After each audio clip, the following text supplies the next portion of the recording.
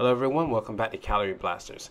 Today we'll be looking at genes and how your genes play a role in how you gain weight and also how you can lose weight, and we'll look at how you can use your genetic information to help you make better decisions about what you eat. Alright, so look on the screen here.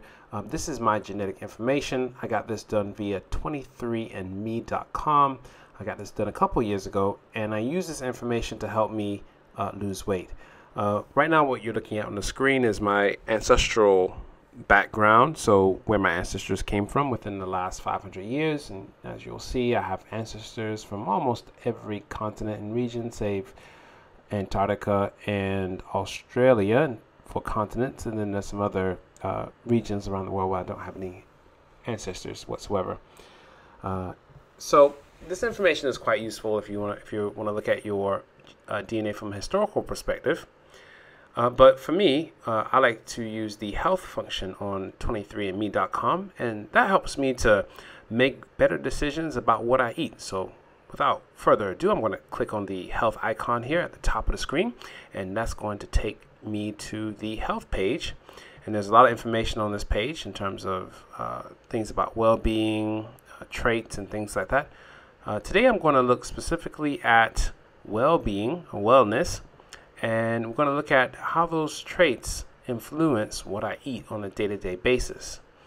All right, so there's also other information on the health site as well. Things like they'll give you information about diseases that you're likely to get, things like that. But today I'm just going to look at the wellness because that relates specifically to losing weight and burning calories. All right, so they got a couple of things on here that are quite interesting.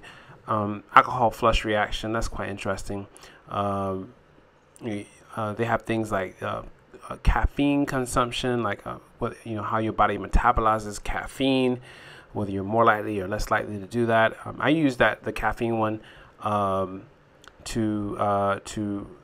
I drink green tea, and I find that I tend to metabolize it very slowly, so that means I don't feel as hungry when I later on in the day. All right, I'm also less likely to be a deep sleeper. That's something that can contribute to weight gain as well if you sleep less. So I try to play music in the night, soft soothing music to help me sleep better. You see my genetic weight here. It says predisposed to weigh more than average.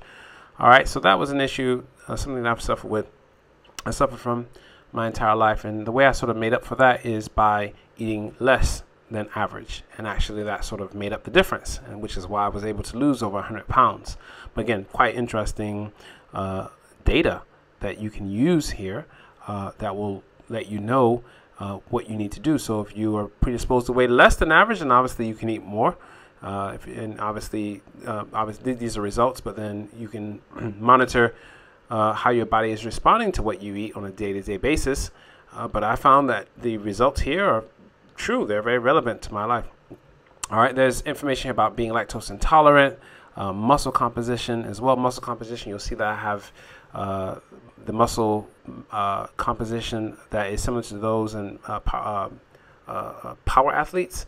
All right, so that's quite interesting for me, and probably why I enjoy going to the gym and why I enjoy lifting weights. And you can see I got both of those genes, the CC. These are the power athlete genes. So that means, I guess, my body produces different types of proteins more efficiently than others. So that's quite useful information for me. So obviously, if I have to choose what I'm going to do in the gym, something that my body is good at, something I can endure at, I'll probably lift weights, which I actually like to do. It's no surprise, just because of genetics. So you may find that you're more of an endurance runner. You may get that kind of result. So then probably you want to adjust your workout routine to reflect that. All right. One good thing though about my DNA is when it comes to saturated fat, I'm likely to weigh a similar weight when I eat saturated fat. So if I eat saturated fat and say I eat 1,000 calories of saturated fat, it's the same as eating 1,000 calories of something that doesn't have saturated fat in it for me. So that just means that for me, I need to be careful, not about fat, but need to be careful about the amount of calories that I take in on a daily basis. Now, you may be different. You may you may get your results, and it may say that you need to be careful about saturated fat, because if you eat saturated fat, you might weigh more, or you may find that you're just like me, where it doesn't really matter. It's all about the calories. But anyway, that information can be quite useful for you to make the right decision in terms of what you're going to eat on a daily basis. So as you can see, this 23andMe is quite good. They've even got things on here like you can see. You can calculate your BMI.